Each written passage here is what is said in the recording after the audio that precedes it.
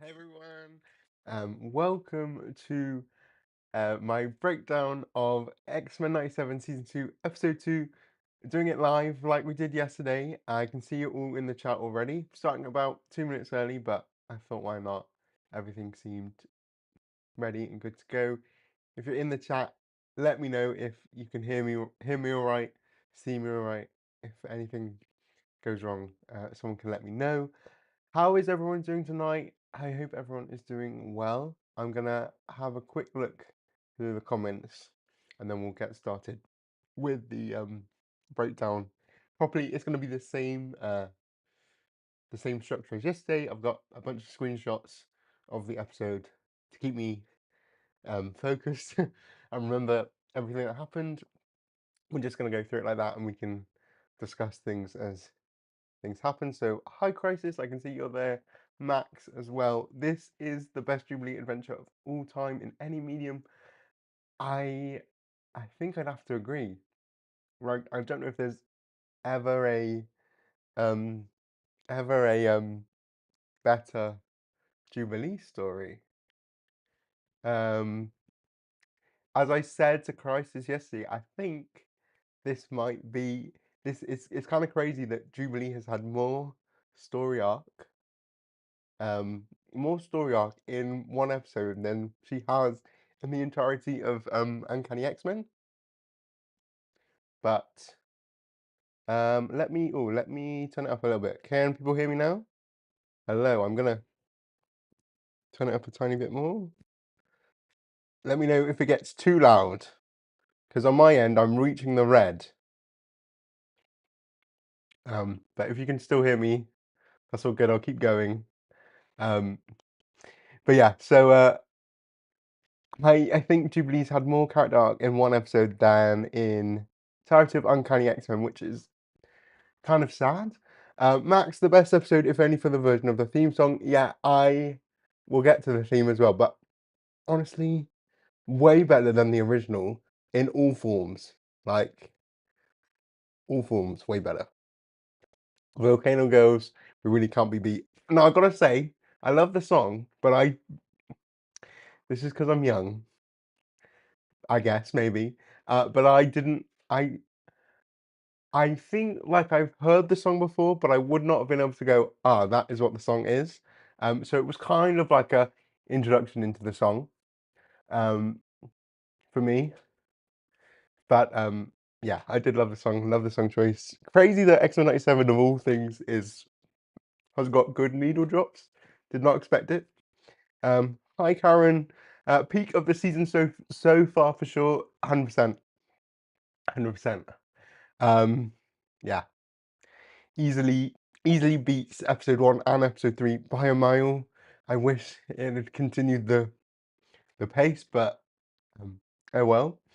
Might be the best up of the whole show alongside the Genosha episode. Yeah, I think it really is. Um, I think it really is definitely up there. I'd say it's on par with episode 3 from season 1, the Inferno one, and I love the Inferno episode, despite its flaws, which I think is why it's so similar um, in that way. I think maybe Remember It, the Genosha episode, might just be a little bit higher due to like emotional gut punch, but other than that, yes, definitely top two episode of the entire show so far. Um, much better. Okay, I can see all the things about the the the mic. That's good. I knew the song pretty well, but honestly, never knew the title or lyrics. I kind of feel familiar, like the guitar riff sounded familiar, but no, you are youth. You do not have a personal relationship with this song like I do. Again, that's fair. Um, oh, you listen to it every single day. Wow, that's you must have ascended in that moment when it started playing. Wow. But yeah, love that song choice.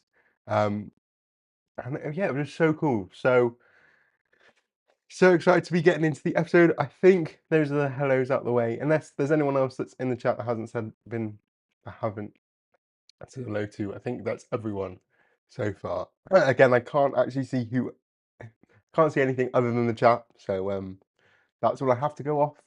But I guess without further ado, we will start the breakdown with the very beginning, which is 1997. And I loved actually that they didn't start with the intro. Like it was really off, like threw me off, but kind of loved it. Now, straight away, I think I've seen this mentioned on social media. I haven't like been able to confirm that, confirm this, at all. But if you look in the background of this image, it's like a swing set, right? And it's a bit eerie. And then there's a bunch of mutants that are on the run. Um, as we see here, there is Monet. Love to see Monet, and she's not as white. She's not whitewashed. I was worried she was going to be whitewashed. She's doing all right, which is good. I think just the image from the leak trailer, the lighting was a bit off, but she looks good here, which is exciting. We also see obviously Quentin Quire. We had matching tops yesterday. Completely did not plan that, but yes. We've also got Wing as well, which he will obviously become more important later on in the season. And we also have these two other kids as well. Now, they don't have names, but it's been going around on social media, and not to believe everything that social media says, but it seems kind of, it feels like something X-Men 97 would do. But actually, I think these two kids are, well, James, you beat me to the punch, but are going to be Mark and Jill from God Loves Man Kills. And that's why the swing set is there in the beginning. Oh, no, wrong thing, wrong thing. In the beginning. I think that's why the swing set is there, because obviously anyone who is familiar with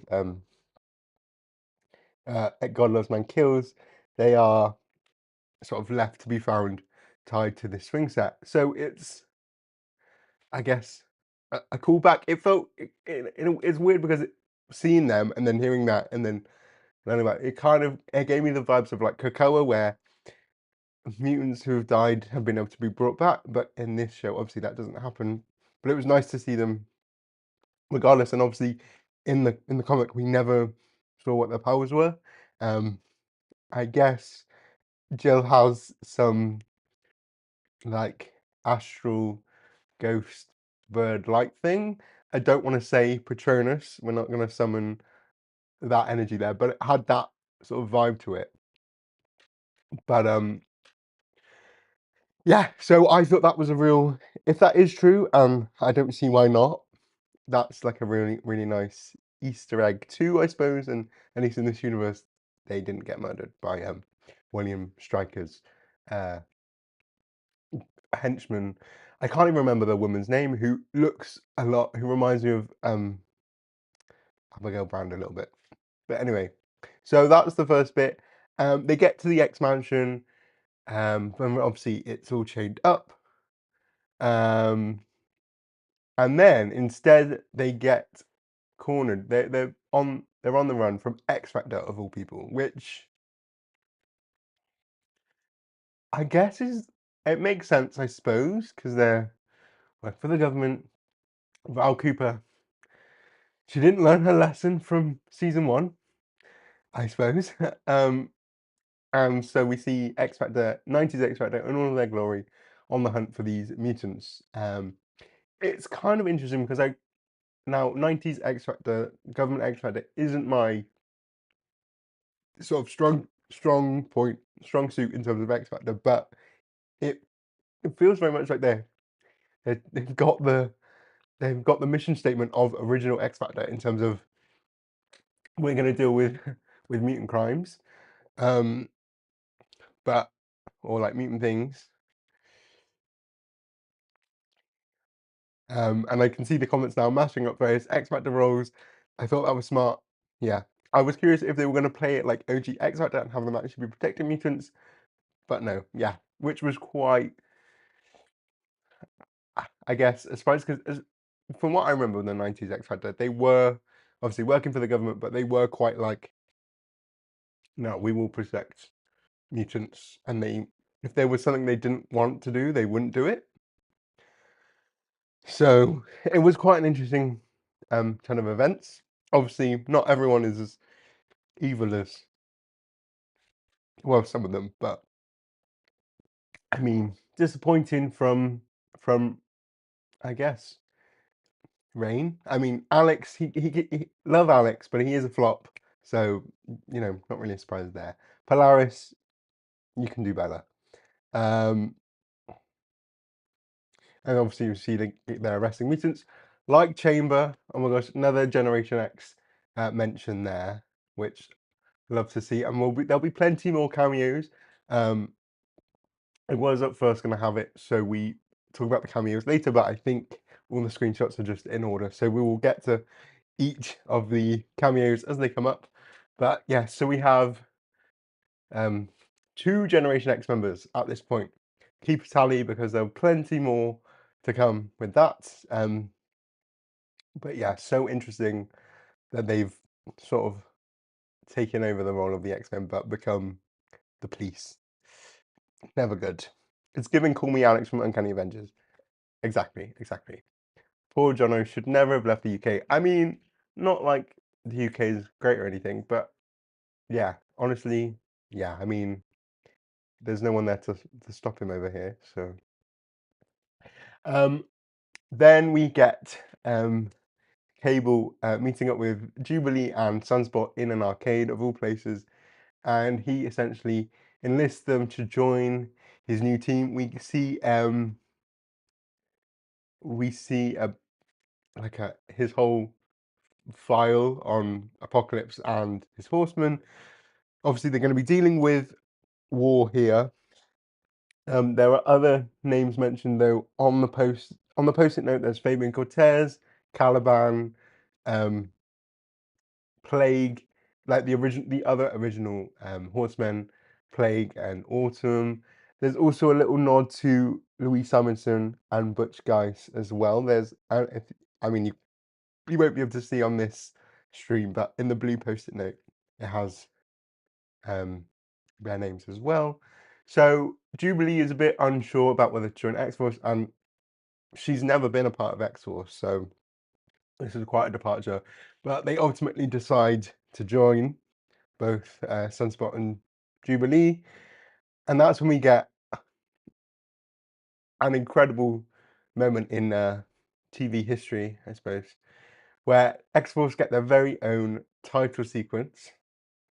Just incredible. I love that they reanimated the whole thing. And they each get their own title cards. Cable gets one. I forgot to take a screenshot of that. But Sunspot gets his own one, and he's kicking a football because he did start out as a footballer, which I loved. Then we get Psylocke, who, as I have on this second page, is this image. Oh no, it's the first image. Is a direct reference to Jim Lee's drawing of Psylocke, so that was fun. Noticed that straight away. And we also have Archangel as well. Though I've got to say, his logo is not. I don't care for his logo, but there we go. Still low-key feel like Val is Mystique because the Freedom Force vibes are there too. I suppose. I mean, I was fully convinced that she wasn't Mystique because, like, I was in the first half of season 1, and then after she got kidnapped and survived, and was hanging out with Bastion, I thought, well, there's no way she would be Val, but maybe. You never know, maybe. I mean, I am waiting for Mystique. I can't believe Mystique hasn't shown up at all. That is quite. She's in the usual logo sequence, but other than that, so maybe. Uh, this especially takes place after X-Men 97 Season 2, Issue 1. Comic Jubilee and Sunspot play a role in that issue. Well, thank you, James. I haven't been reading that comic, so I actually don't have that sort of context. If there's anything else that pops up, let us know. Um, Every single bit of Psylocke animation was incredible. Her body movement, her muscularity, it was just stunning. Yes, and we'll get more to Psylocke in a bit, but yeah, I actually truly incredible, and I think the animation really like it's always really good, but in this episode, just really like stood out as something incredible. And yeah, the Archangel logo is just awful. I don't think we really ever see it that much. I mean, he barely gets a solo comic, so but there, and we also see that the villain side is replaced with Apocalypse and his uh, horsemen and hounds. So that was cool. Love that. X-Force 97, low key. I would after this episode, I would kind of if they made an X-Force 97, I would tune in. Not, I don't want to give Disney any ideas. We don't need two X-Men shows. Well, we don't need an X-Force show and an X-Men show. A Generation X show. But yeah, so very exciting. Very exciting. And then so the story really opens with them in Brazil, of all places. Hi Nick, hope you're good. And for some reason, War is joining in the sort of carnival. Really standing out though, with his green face and bowl cut. Truly awful, awful look. So you know, I guess Apocalypse can't give everyone a super cool design like he did for Warren. Some people get stuck with bowl cuts and green faces, and they do make a consistent effort to mention his bowl cut half the time because it is just awful. Then we have obviously Jubilee and Sunspot on. Though they all sort of attack War, and Jubilee has this like really. They just have this really like cinematic moment of them posing, and it was just so good, so good, so good. Um, So yeah, love that. And then also Jubilee like does like do some damage to War. Like she really has like leveled up in terms of power. You know, she as we'll see, she can hold her own, but she's like fully taking on Horsemen of Apocalypse by herself. Um, which is fun. And then we get Psylocke taking on War, and I took a screenshot of this moment in particular because it kind of now it's probably just a hair, but the sort of outline around the side kind of made me think is the psychic version of herself in like the Outback outfit. That's it sort of reminded me of the hood. I don't think that's true, but I just love this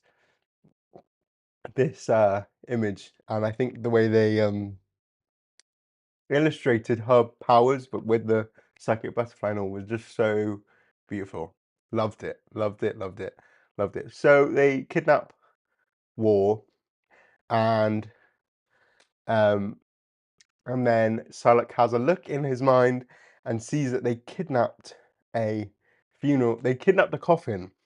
Now, whose coffin could this be? Does anyone have any guesses? Anyone have any guesses? I mean, there's really only one answer. We all knew from from the end of season one, and it is obviously Gambit. Like that's so we're getting confirmation that Gambit will be returning as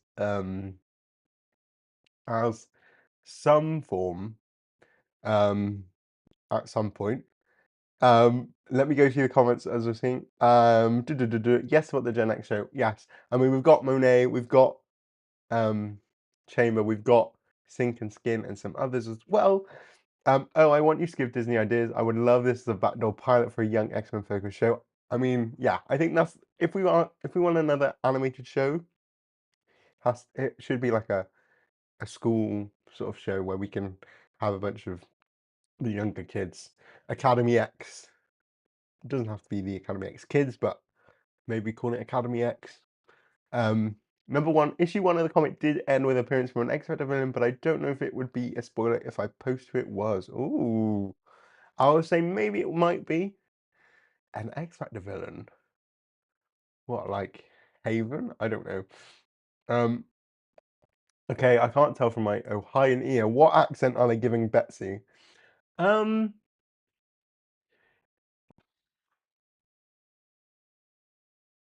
I'll have to listen to it again to really like, but she does.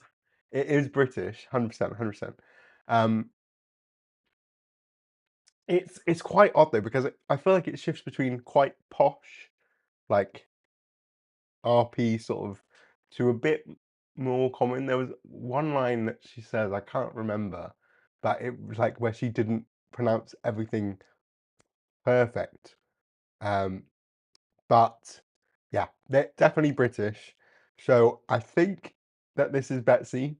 I mean, I don't know if they'll ever confirm whether this is Cameron or Betsy, but feels like it is Betsy. But yeah, so that was really, really cool to see. Paige, where are you? I mean, is Cannibal? I don't even think Cannibal's shown up in the show either. So where's the Guthrie family when you need them? Um, oh my God, imagine if it was Malrow. Imagine. Um, so then the the team basically are like, we gotta kill War now, and Jubilee's like, no, no, no, no, no, we don't have to kill people, but they do anyway, and so we get this really cool shot of right when he gets shot, um, and yeah, so Jubilee's like really struggling because, you know, she's a member of the X-Men, and the X-Men don't kill, so that's something she's really, really, really struggling with. Um, oh, he isn't. Oh, he's in season 5. See, I have I watched the original show up to like the episode where Nightcrawler debuted in that monastery, I think, or the monk place, whatever. And by that point, though, season 1 had started, and me and Lee were like, we can't hold off of watching the show anymore. So we just stopped there and we never picked back up. I have seen the beginning of season 5, which is the Phalanx episodes, but I haven't seen any more. So very interesting. Yes, I was definitely was listening for her to be quite posh, and you're saying it was mostly an RP, but did that at points make some sense to me. Yeah, there was bits where she just didn't pronounce everything so proper. Um, more like a more of a common accentish at times. Again, I'll have to go back and listen. But there's one line she said where yeah, it just really stood out to me. But yeah. Okay. So, also while they're in Ward's mind, Psylocke gets stopped by a wall of diamond, and who could that be? Oh, it's Emma, of course, who has now taken up living in London. Um, Now, interesting here, these two men with her, I've seen people suggest that this could be Empath and Jetstream, which I suppose could be. I don't know. I don't know if I really like that though, because it very much was giving the impression of like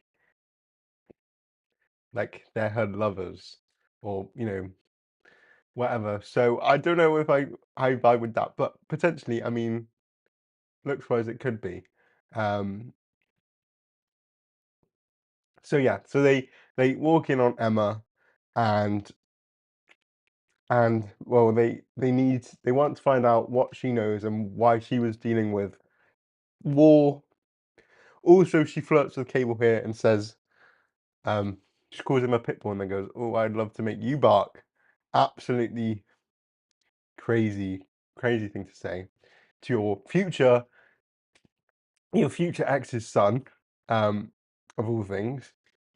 But um, that was, yeah, very interesting. So essentially, she did work with War, and she tells them, "You need to go to Switzerland because that's where we were doing dealings," and she's just been making money. Now, and we'll get to I suppose there's a bit more with Emma in a bit, but it's a very interesting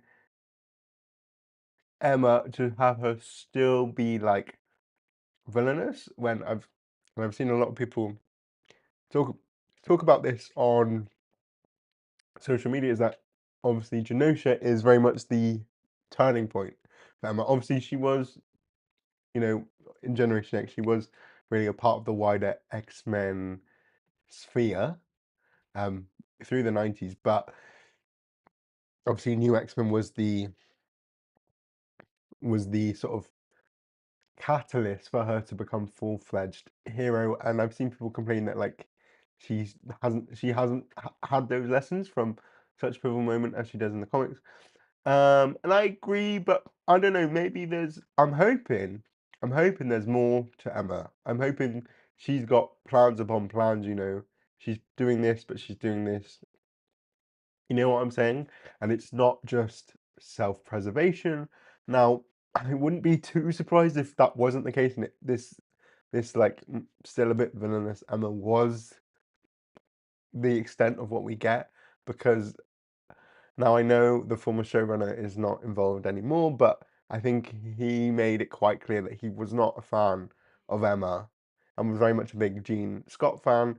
Now I don't, I don't subscribe to the Stan Wars and Jean versus Emma and whatnot. But uh, I just wish Emma had maybe a little bit more of a role in the season.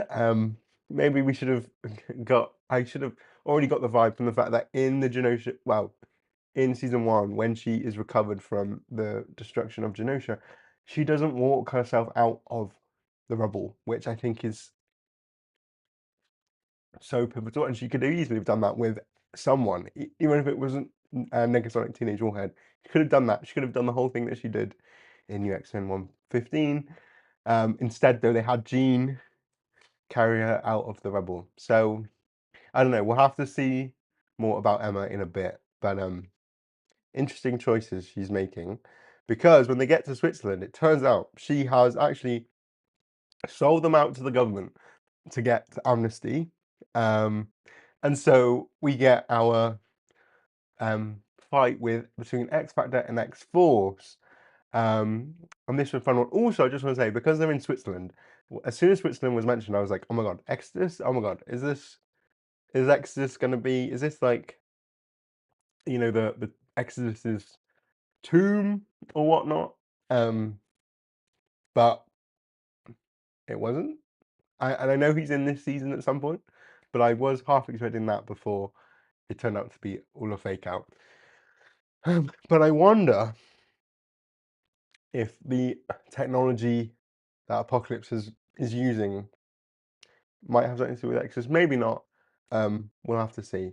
But I wondered about that. So yeah, X Factor and X Force, we face off, and this is another really cool sequence. Again, when there's action, X97 like just does it right.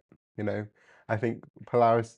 I was like, I don't know if um anyone else gets this, but when there's like so um when there's some like really just like fun comic scenes, when this happens whenever I'm watching a comic movie and it's like, oh my god, this is like straight up a comic book, I just get really giddy, and I was feeling so giddy during this sequence, like Archangel like firing his flechettes and then Polaris like turning them back on him. That was so good, and I think they really capture like Polaris's aura, magnetic aura, perfectly. Um, we also see Emma joins them, and she goes diamond to prevent herself from getting injured. Smart. Also, I don't think I took a screenshot of this, but I love the bit where Havoc is fighting Jubilee and Jubilee kicks him in the face. Like, again, she is the MVP of this episode, complete completely, and I just loved it so much. Oh yeah, so they fight.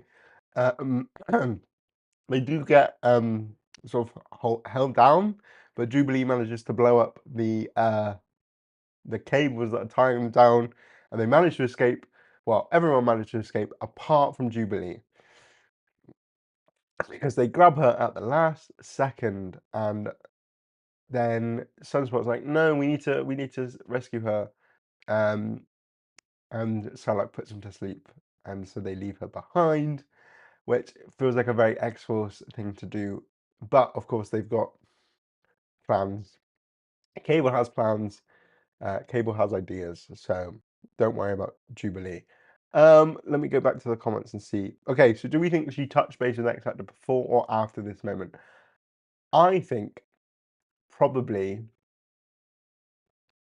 she touched base with them after X-Force got in contact with her. Yeah, I think probably on the way to Switzerland, she was like, because I don't know whether when she did her, when whatever she did with War, I don't know whether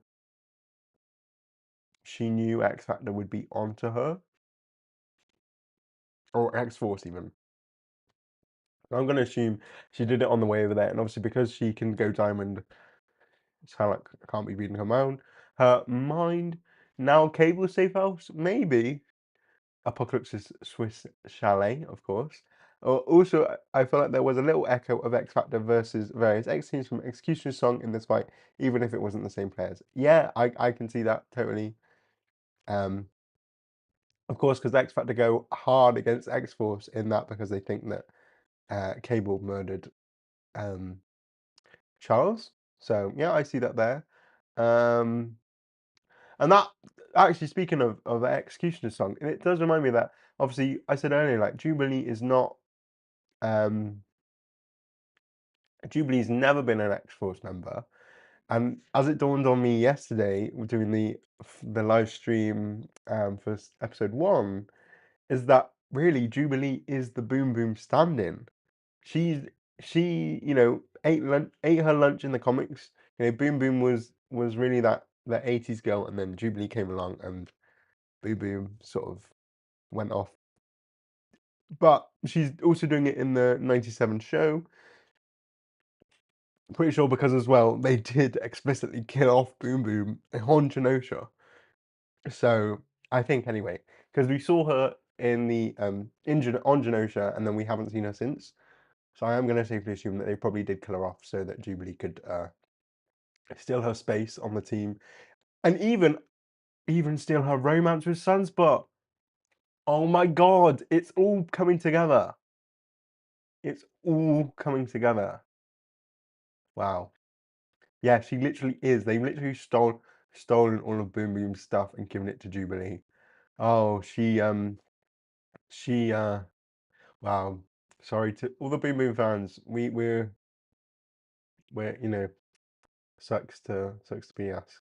Anyway, so yes, eating Boom Boom's lunch was so much fun. Yes, she ruined this episode and reminded how great she can be. Yeah, as I mentioned before, this is like Jubilee's episode.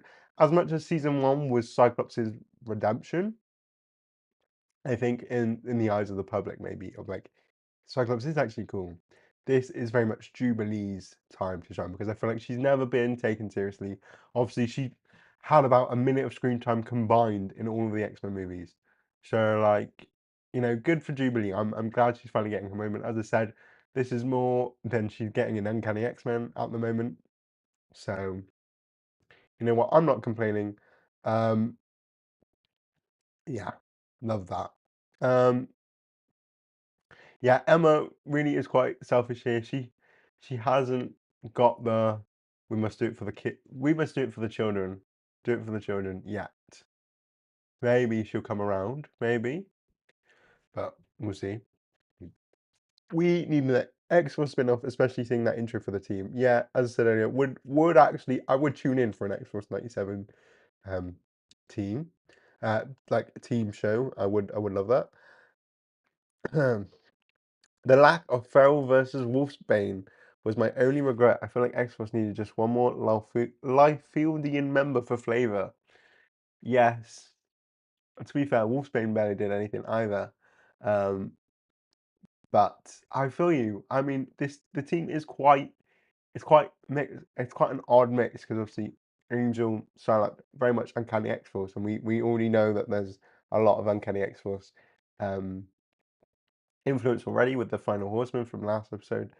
But yeah, maybe we could have had one more. Maybe Feral, hmm,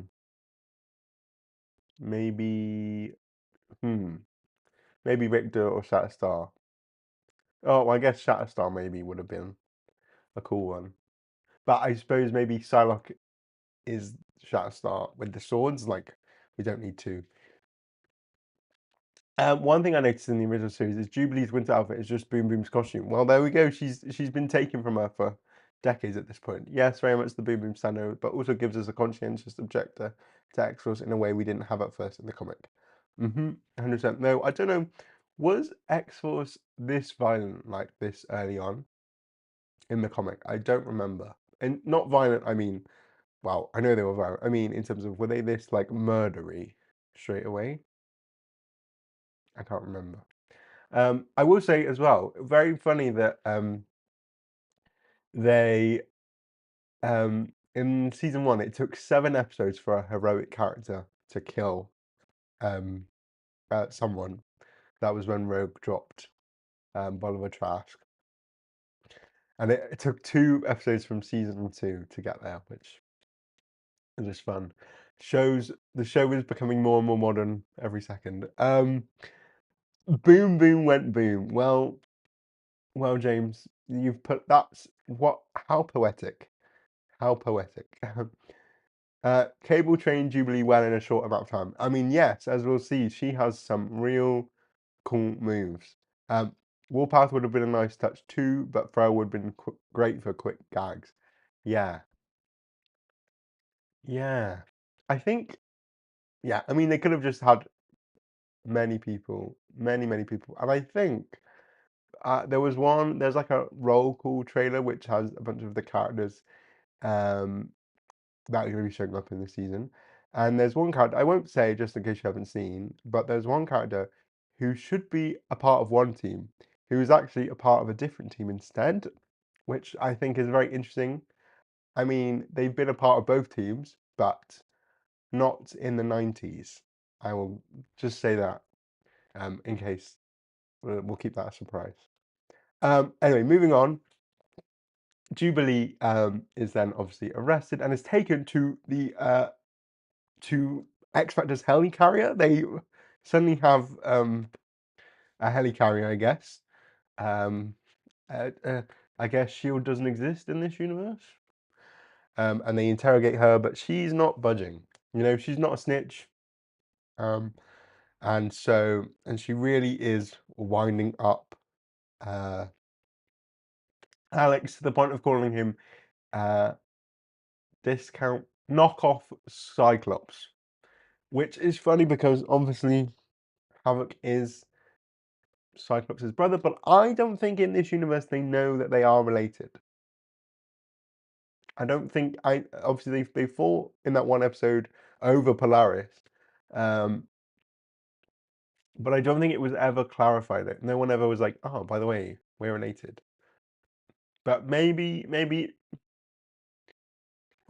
it is because obviously they all know him as Alex, so surely he's his Alex Summers, and they can put it together. That's maybe that's later down the season. So Alex walks off, and then Jubilee and Polaris have a bit of a heart to heart, and Jubilee's like, "But Polaris, you were an X-Man once," um, which he was, but was never really a, a character part of the team during the original show. As I said, she was shown as part of the flashback with Iceman, but then they left the team after Polaris got injured, and then one day Polaris and Bobby was like, "I'm just going to be an accountant," and he wanted to live a normal life, and then Polaris just vanished one day, and it turns out she secretly joined X Factor and fell in love with Havoc, and so Iceman is heartbroken. Um, so yeah, which I suppose this version of Polaris is quite in keeping with that because she wasn't happy with just sitting on the sidelines, and as we'll see, this Polaris isn't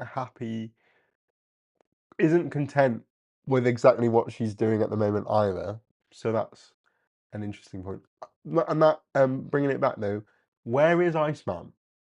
Why do we not? Where is Iceman? Why is he not in the show at all? I think that's kind of crazy. Like we have all of the other four original X-Men in this season, and not Iceman, and Polaris is a big part of this season. Like that's just crazy. And like I don't even think him being gay would be a problem. We have more non-binary in the corner. Like, come on, we need to bring Iceman back. So yes, but anyway, they have their heart to heart, and then Jubilee gets taken to a cell, which is also where it becomes cameo central. So are we all ready for which X-Man is that? Um, so I think I got everything here. Of course, we have Quentin, we have Sync, who who we can tell because he's folds, and then we have two people in the back, which I couldn't, I don't actually know. I kind of wanted to say that the blue fish person was maybe like Cresta or something. So one of those characters that I think was in like the not Academy X, but like in the 2010s. I don't know. I can't picture their face, but I know they were a fishy, like Atlantean character. And then I wanted to guess that maybe that was Mondo, but very white and not very planty. But I suppose he's got a collar on. Now it wouldn't surprise me because this is full of Generation X, but we'll see. Um, and I'll get to everyone's comments after we go through cameo. Heaven. Oh, well, Karen, you beat me to it. Fish Girl is from Cena Grace Iceman. Well, thank you. Um, then we get Dust and Artie. Are we gonna? The way we can never have an Artie and Leech team up because Leech is dead. That wow. But good to finally actually see Dust in person because she only had a small cameo on a poster last season and obviously on that board of remaining mutants. Then I believe that's Monet again, and then we have the Stepford Cuckoos, just the three of them. Um, Interesting. I don't know how they will have existed in this universe, um, since Emma's not been in a coma. I don't think there's been no opportunity. Well, maybe there has, and we just haven't known. But they're obviously um, here, which is fun. And there's only three of them though. So who's dead? Place your bets. Is it Sophie and Esme that are dead, or is it Phoebe, Irma, or Celeste that is dead? Who do we think these three are? I don't think we'll ever know, but just a fun little thing. And then there's two people in the background. I want to say one of them is Tattoo from New X-Men, but I'm not so sure. Um, then we have another person in the background that I don't know off the top of my head either. If anyone has any suggestions of who this is, that'd be great. And then this girl, this little girl. Now, I remember seeing her in one of the trailers they released, and I saw your tweet about this, Karen, and I assumed the same. I thought this was Nina, as in Nina the Manite from the whole Hunt for Charles Xavier, astonishing X-Men just the pre-12 bit, but it's actually not Nina, and I thought Nina would have been fun, but it's actually the this little girl here from the Marvels. Um, yeah, I think you can see her face there. Uh, I don't know if I've read the Marvels, but apparently this little girl Maggie is adopted by Phil Sheldon, who's the photographer that's taking photos of the universe. So, that's a crazy, crazy pull, but obviously quite a famous character in comparison to many of these because I think a lot of people have seen this cover. So, great to see Maggie here. Um, yes. And then, is there any more? I can't remember if when the cameo stopped. Okay, there are some more, but they're later things. Um, oh, lower.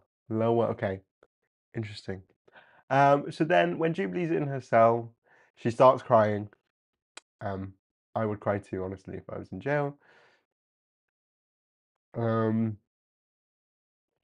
but then Polaris comes to her and goes, "Look, thank you for reminding me, why I'm why I'm doing this or why I'm unhappy with things. So I'll give you 5 minutes." She fries the CCTV and breaks her collar, and so Jubilee gets to start a prison breakout. Um, and so we get Jubilee having her very big main character moment, her very own needle drop as well. Obviously, Volcano Girls by Veruca Salt, a song, as I discussed in the very beginning, I maybe have heard before. It kind of feels familiar, but would not have been able to tell you what it was. But it's a very cool song, and I guess it makes sense because she is in a way a volcano girl because she explodes. So yeah, and she essentially defeats all of these guards single-handedly. Like she is flipping and throwing punches and doing kicks. Like she is pure acrobat. Like it's insane. Like one, like absolutely incredible, incredible scenes. I don't think I've ever seen Jubilee do so much before. Yeah, crazy. Um, and so she starts to free the um other people as well. Um, we could see a Knoll. A Knoll was a crazy one. I was truly surprised by Knoll. I love I love to see a Knoll. There's also and hate to mention Glob because I'm a Glob hater. I think he should have done, he should have died on Genosha. He didn't. But Glob is there too. There's also the girl that turns into a parrot from season one. So yeah, and we get to see more of Jubilee fighting more soldiers because there's a bit where Maggie's like huddled in a corner, and she's like cornered. She stumbles a little bit. See, she's not perfect. She stumbles a little bit. She also has roller skates as well, which kind of taken from Dazzler's gig as well, which fine. But she explodes with energy that kind of reminds me of that sequence from Exterminators, where she literally blows up and becomes like an atomic bomb. So maybe we'll get a mega a mega level Jubilee. Maybe that's in the cards. But she handily defeats all these characters, and it is such a fun sequence. Um, which yeah, love that. Then they manage to get outside onto the onto the deck, and they're surrounded by more. But we also get to see more characters as well. So we have Pixie, who was also in season one, Angel Salvador, which is really fun as well to see the two of them together because they're very much similar, similar archetypes of powers. But I don't think we've ever seen them on page together. We also have Skin, and there was also one Skin was in his cell. He was with Nature Girl. Uh, Clearly, Nature Girl, another big favorite because she's also going to be in Wolverine. So, you know, more for Nature Girl there. But at this point, is anyone keeping count of the Generation X members? Because you've got Sync Skin, Monet, Mondo, Chamber. Like, we're almost at a full set.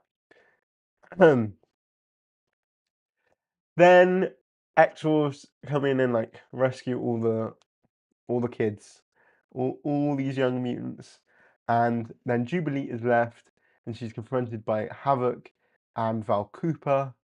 And Val is in her very own X Factor uniform, which was a fun addition. But girl, she wants to be a mutant so bad, and she just can't be a mutant.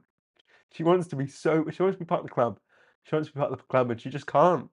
And that's why she's so hateful. That is why she's so hateful. But basically, they try and stop her, and like Havoc brings out a collar, a power inhibitor, and she just smacks it out of his hand. And that also, just him bringing out an inhibitor, like, I'm gonna put this collar on you. Like, that is just crazy behavior. To see your fellow mutants just be imprisoned for being mutant. Like, what?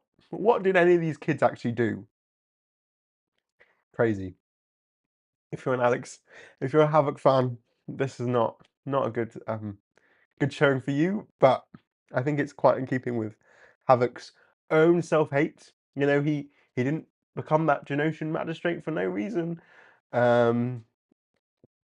So yeah, so she flicks that out of his hand, and she does just jump off the edge, which is pretty cool, and fire a firework blast. So she just falls to her death. No, she doesn't fall to her death because, of course, Sunspot, as we've seen, is able to fly and comes and rescues her, and they have a cute kiss. And so they all make it back to the ship, and they're all alive and well. But X Factor are now like public enemy number one. So, you know, Jubilee's on that wanted list for sure, 100% for sure, because she just did so much damage to government property, I suppose, with that helicarrier. So, you know, she's in her villain arc.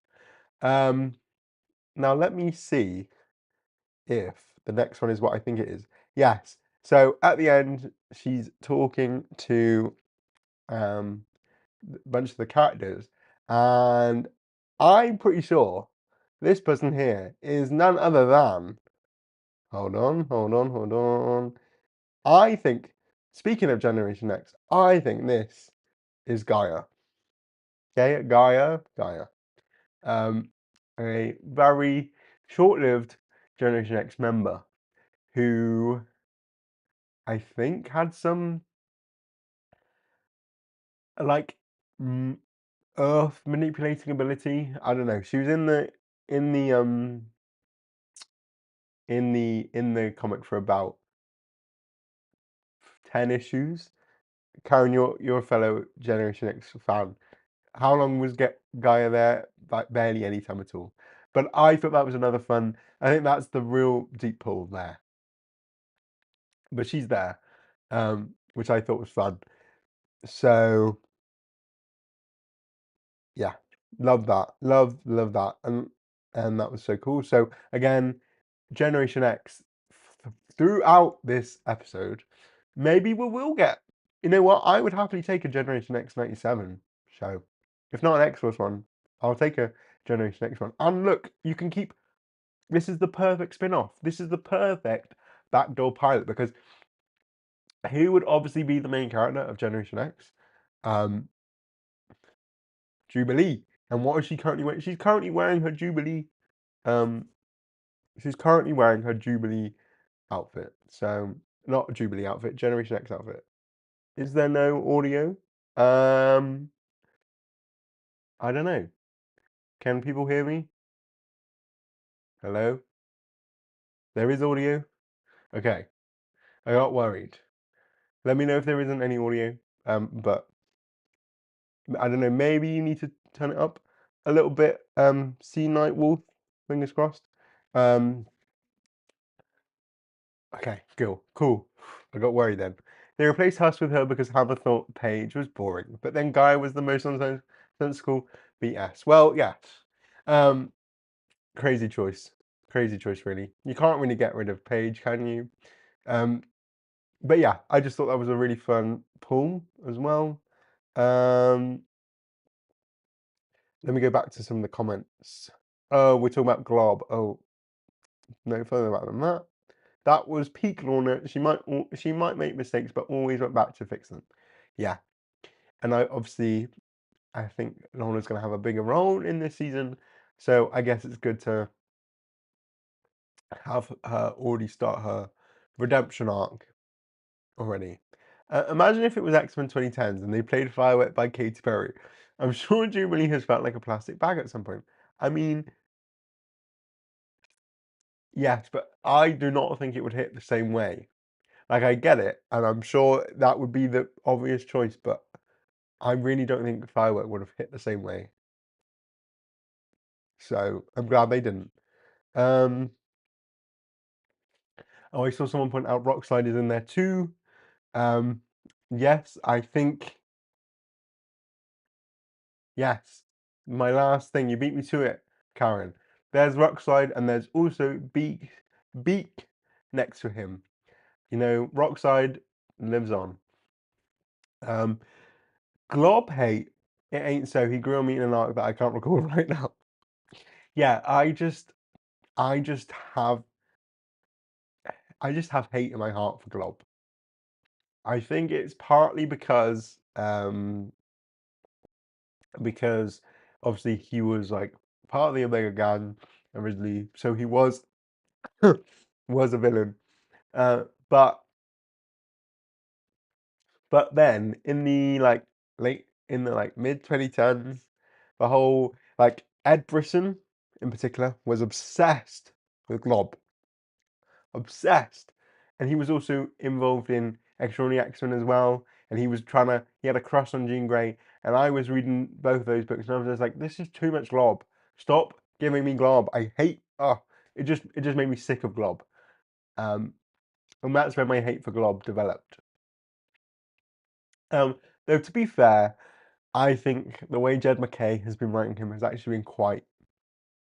I've felt nice things towards Glob recently, but I don't think I'll ever get rid of the chip on my shoulder that is Glob Herman. So yeah, this is Glob hate. This is a Glob hate channel.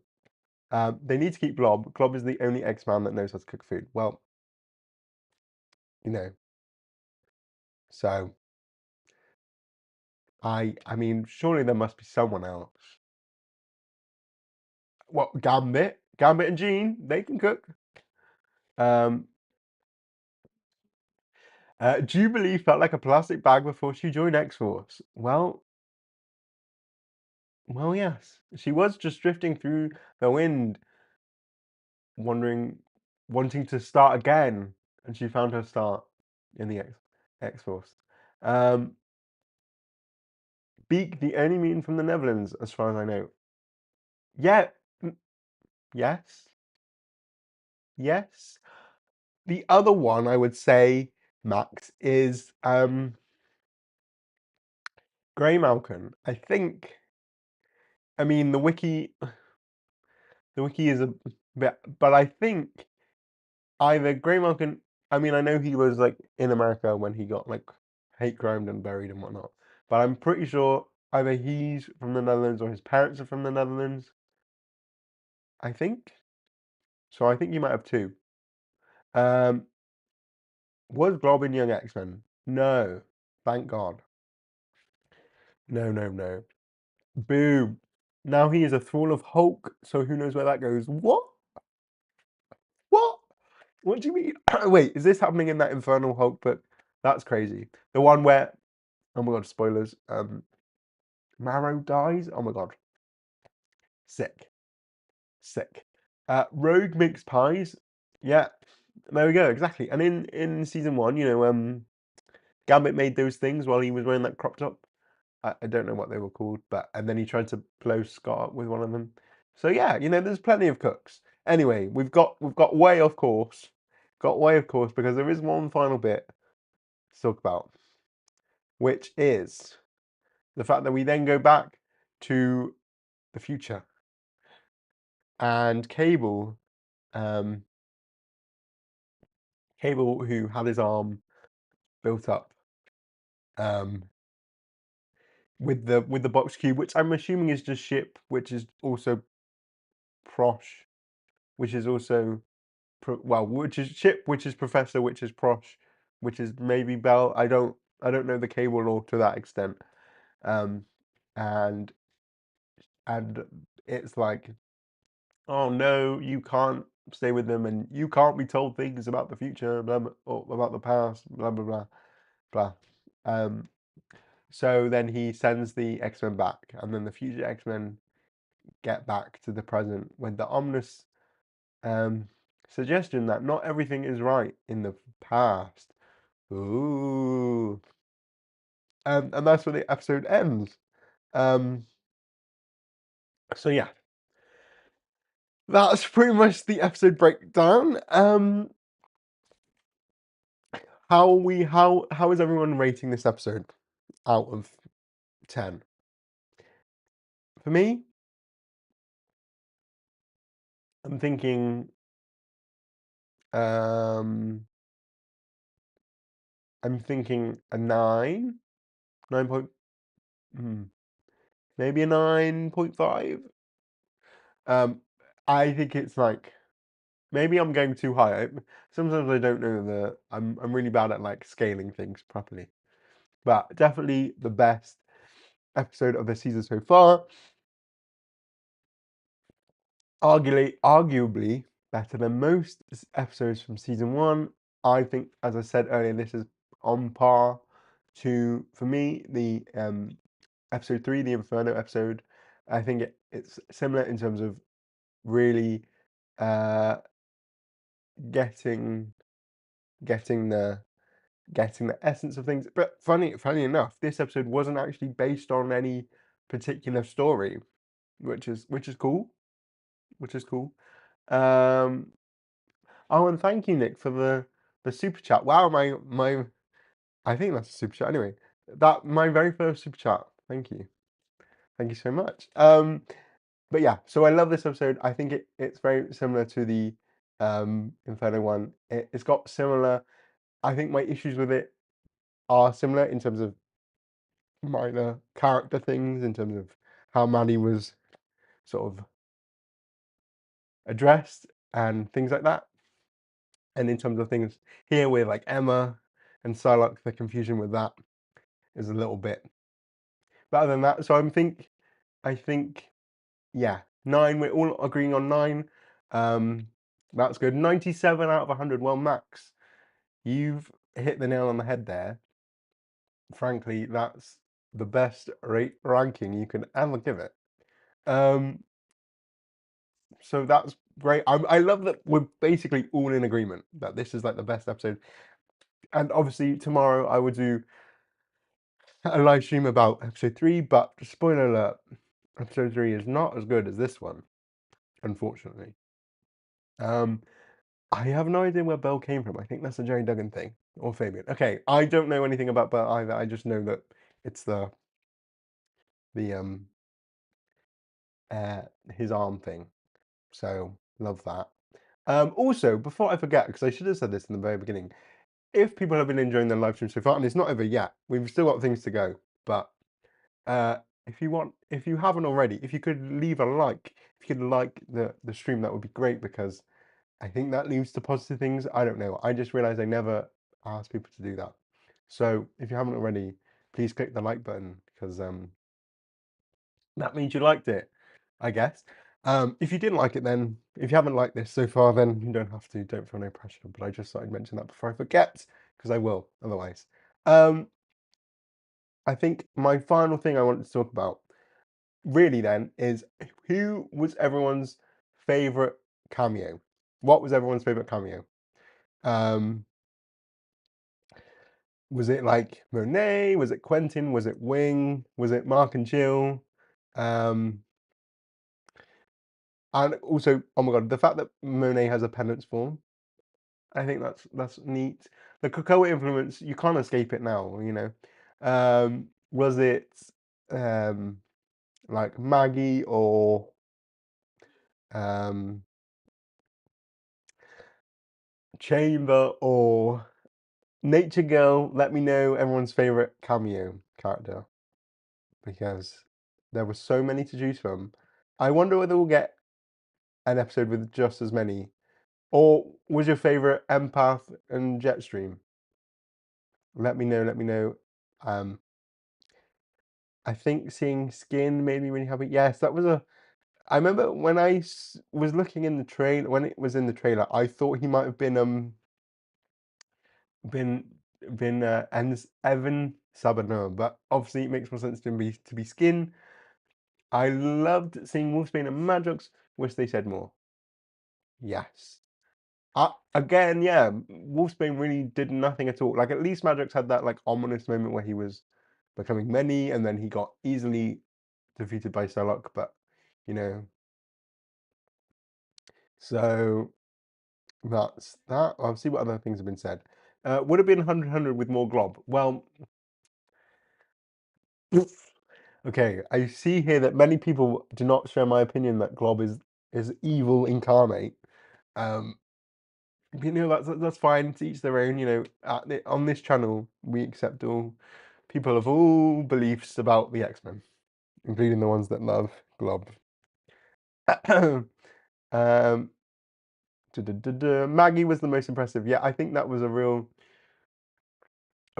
deep pool that I wouldn't have expected at all.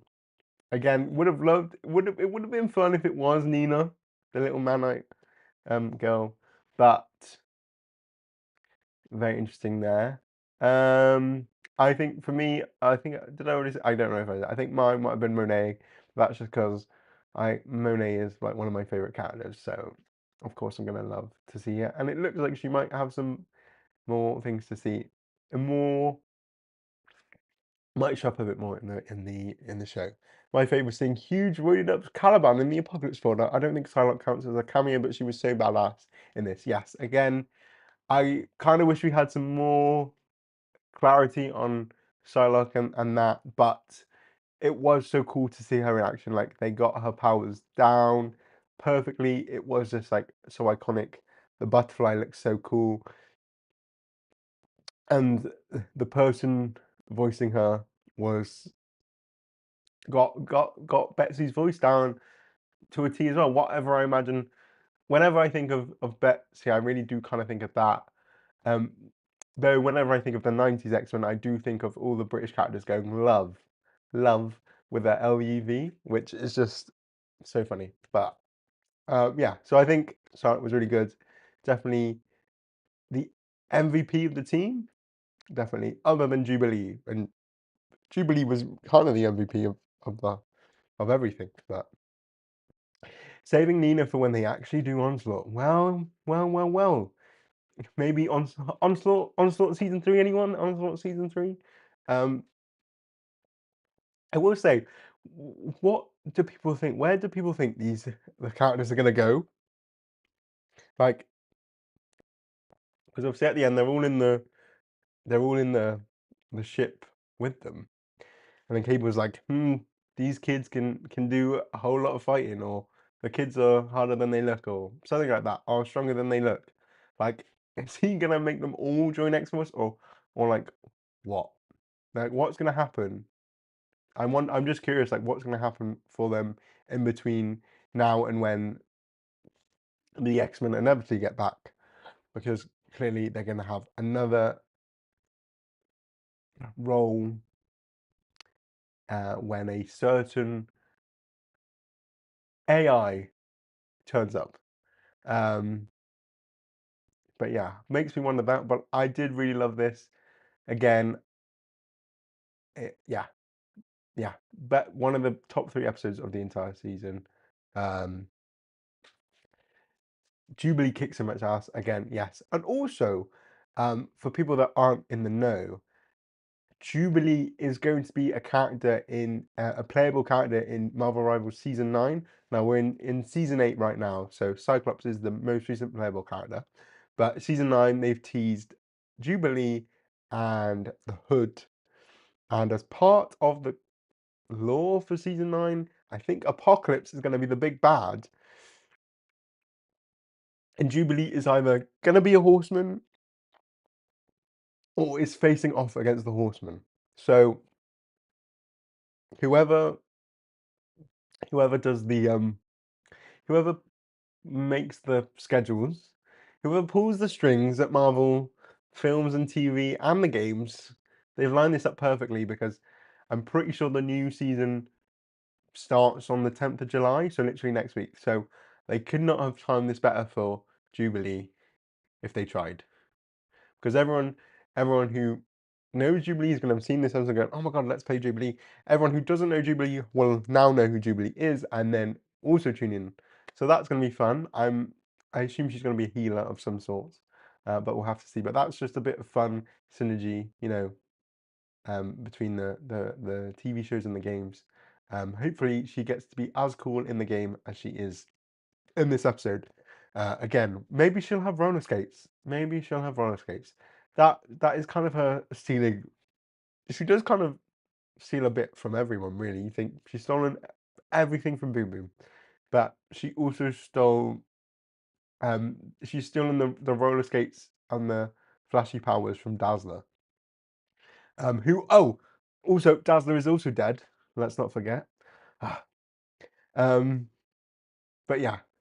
So I think that's pretty much anything. That's pretty much everything. Is there anything else people wanted to discuss? Any other things you think I've missed before we let this go? Because it has gone over an hour now, which is great. I've had a great time. I hope everyone's had a great time too. Is there anything else I've missed? I don't think so. But again, love this episode. It was just so full of just perfection.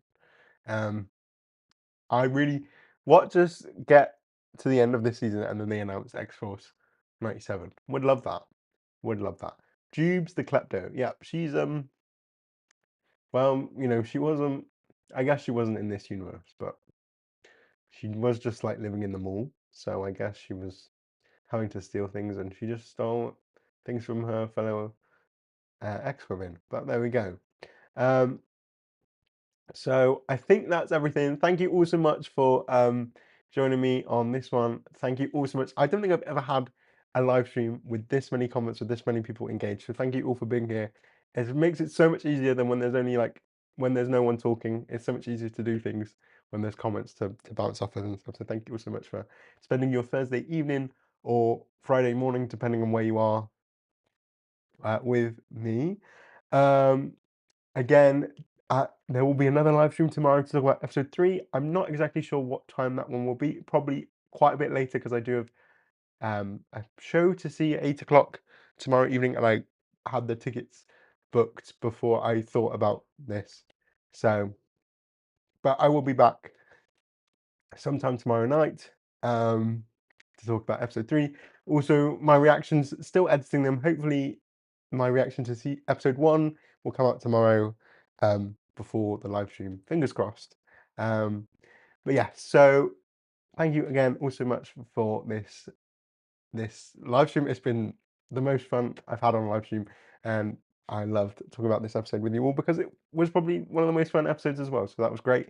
I will hopefully see most of you tomorrow to talk about episode 3. If you want, if you're busy, that's fine. You can always tune into the live streams later on after they're done as well.